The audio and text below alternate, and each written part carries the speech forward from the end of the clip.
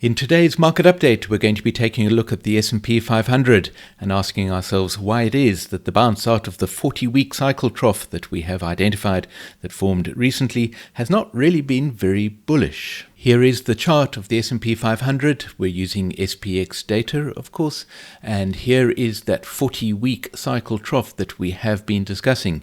You will know that there are some question marks around that 40-week cycle trough, but this is currently my preferred analysis, indicating that a 40-week cycle trough formed over here in the middle of August.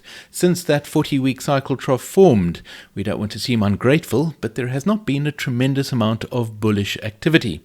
So what is happening? Why could it be that following the trough of a 40-week cycle, there is not a tremendous burst of bullish activity? There are a few ways of approaching this question, and so let's start with the bigger picture that we're looking at here, and first of all display the semicircle for the 18-month cycle. There it is. In previous market update videos, I've discussed the fact that this trough in October of last year was a trough of at least 18-month magnitude, possibly a trough of 54-month magnitude. But for now, we're just going to focus on this 18-month cycle. The 18-month cycle semicircle gives us a visual way of understanding the influence of this 18-month cycle. Of course, the cycles are expected to actually move in sine curves. That is, that sine curve representations prove to be more accurate in terms of the ways in which these cycles influence price movements. But the semicircles are very useful because of the fact that these cycles are synchronized at their troughs.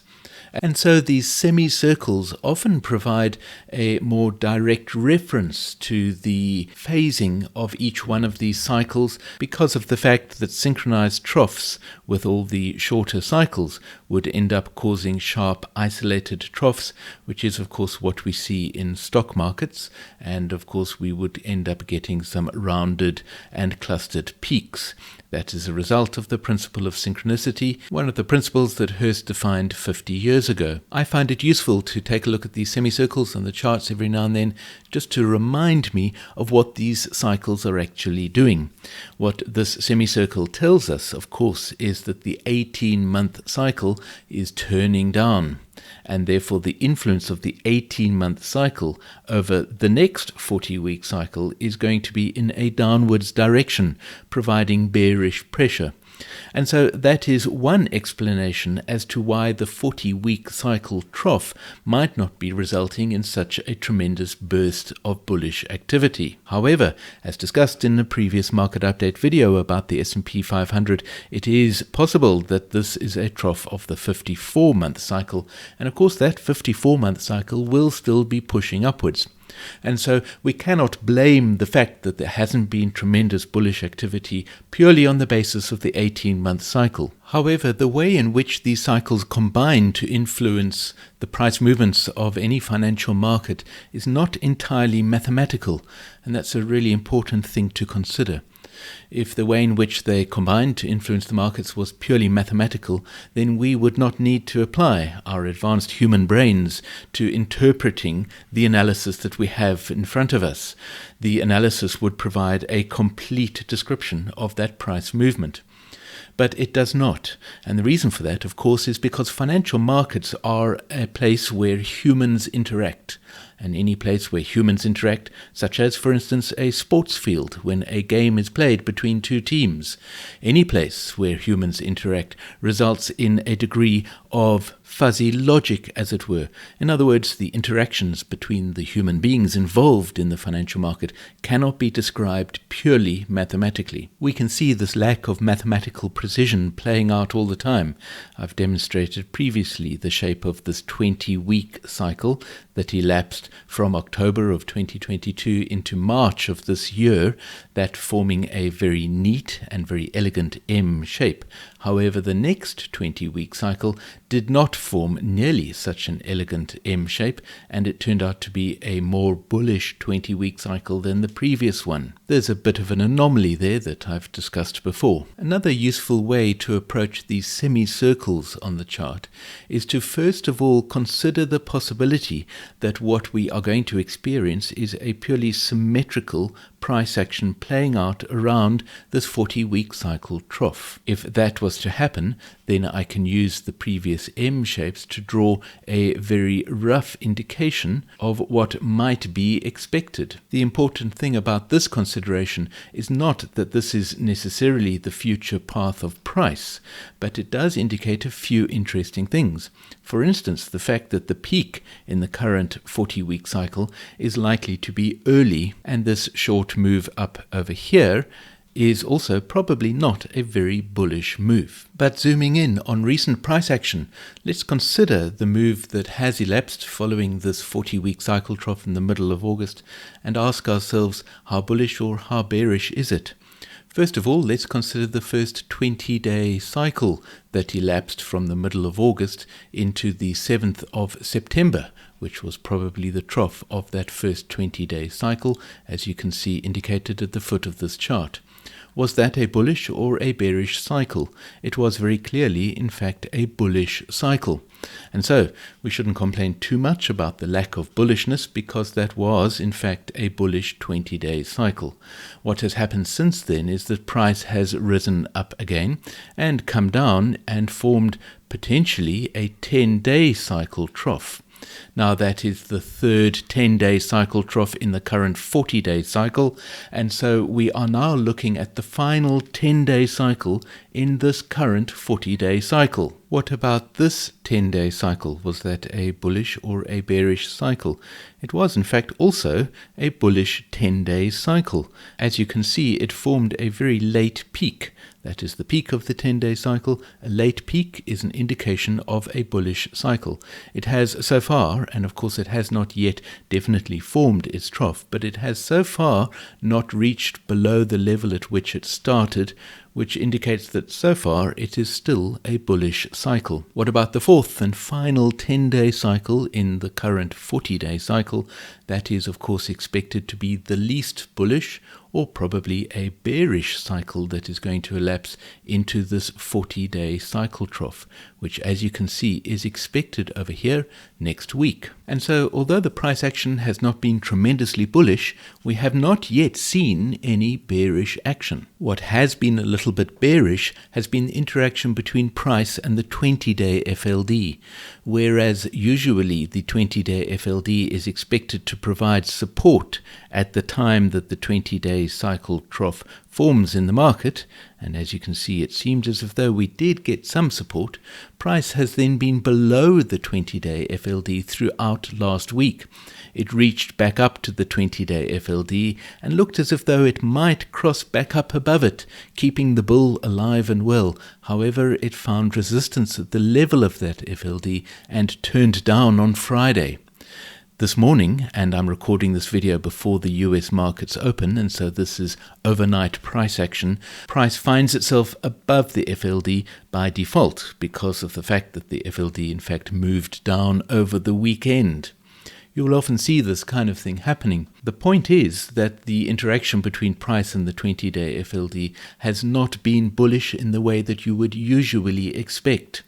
Now, as price moves down into the 40-day cycle trough, we would expect price to cross down below the 20-day FLD in order to reach that price trough.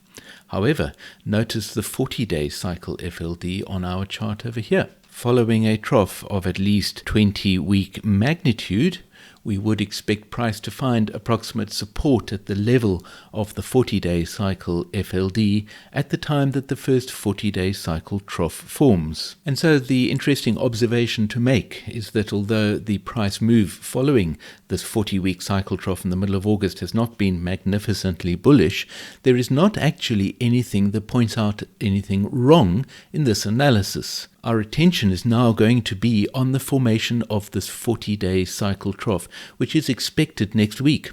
Notice, however, this whisker, which is the line that extends to the left-hand side of the circle for the 40-day cycle. Just a quick reminder, that circle indicates the time at which the next 40-day cycle trough is expected to form, based on a calculation of the recent wavelength of the 40-day cycle, which you can see at the right-hand edge of the chart here is sitting at 39.8 days. The average length of the 40-day cycle discovered by Hurst 50 years ago is 34 days, and so it is indeed possible that the 40-day cycle might come in earlier than the circle at which we are next expecting it. You can see from this bar count over here that as of today, Monday, the 18th of September, 31 days have elapsed, and the fact that this whisker extends to the left and in fact extends back into about Friday last week. The time is ripe for the 40-day cycle trough to form. Our attention is going to be on price action to watch this price trough form, and when that 40-day cycle trough is in place, we can reconsider exactly how bullish this market is at the moment. While we are looking at FLDs, an interesting thing occurred last week. This is the FLD for the 80-day cycle. Notice how on Thursday price rose up to find the FLD of the 80-day cycle where it found resistance. It turned back down again on Friday. Now, are we expecting price to cross up above this 80-day FLD or to find resistance and keep moving down?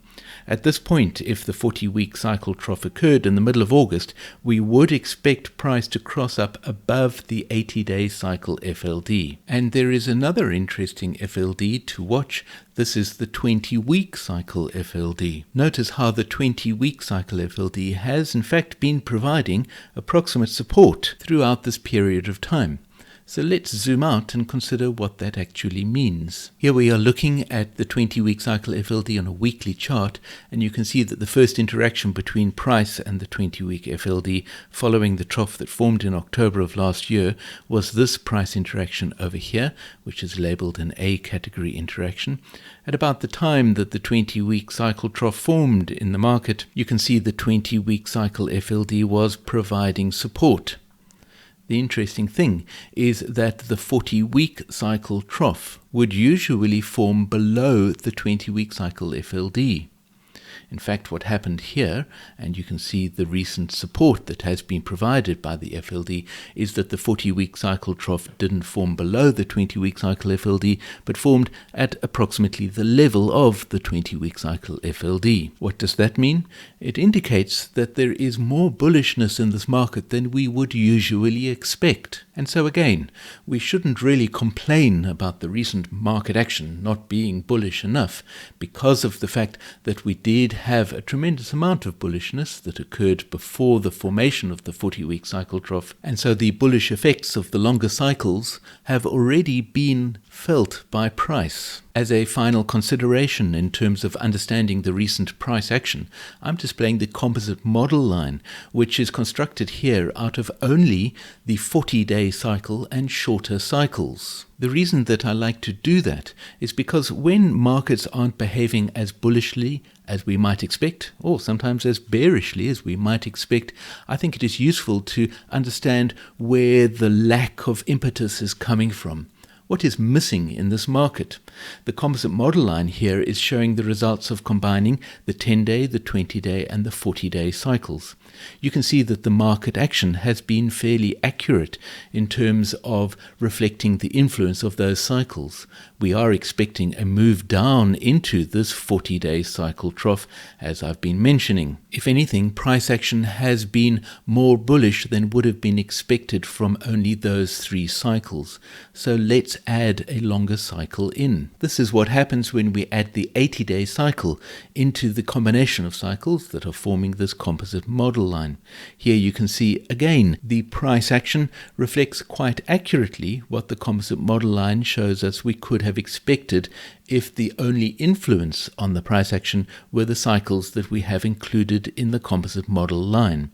The difference here is that we are expecting a move up here, of course, to a higher peak, and then the move down into the 40-day cycle trough is not expected to be so strong. Now I have added the 20-week cycle into the composite model line as well. And again, you can see that the move down into the 40-day cycle trough has been reduced. Recent price action is looking fairly good with relation to the composite model line. And now I have added the 40-week cycle into the composite model line. And this is where we're beginning to see a bit of divergence between price action and the composite model line. that occurred on Friday. It is interesting to note, however, that the discrepancy between price and the composite model line with the inclusion of the 40-week cycle only actually occurred on Friday of last week, where we had the very strong move down and the move away from the composite model line. That is not a very meaningful discrepancy yet. However, of course, if price moves further from that composite model line, we might need to sit up and pay attention. Finally, if we include the 18-month cycle in the composite model line, here you can see the reason why I am saying that the market has not been as bullish as would be expected. That 18-month cycle should be influencing price action, but it doesn't seem to be having the correct influence, certainly not at the moment. This might be a small divergence, and it should resolve itself quickly. But as price comes down to form the 40-day cycle trough, we will be watching carefully to see signs that these longer cycles are not kicking in as they should be to influence price action to the upside. I do hope you found this market update useful and interesting. If you have any questions, please put them in the comments below the video or join us on our Hurst Cycles Discord server. I look forward to hearing from you.